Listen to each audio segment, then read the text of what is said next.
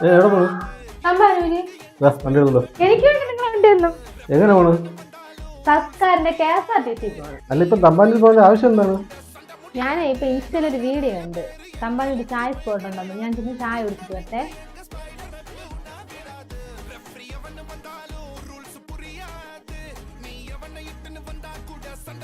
Hello,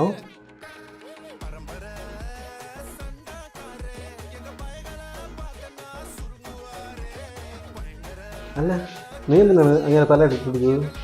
പെണ്ണുങ്ങൾ ഇരിക്കേണ്ട സീറ്റില് അങ്ങേര് കയറിയിരുന്നപ്പോ ഞാൻ എണീക്കാൻ പറഞ്ഞു. എണീക്കാൻ പറഞ്ഞപ്പോ തന്തേ.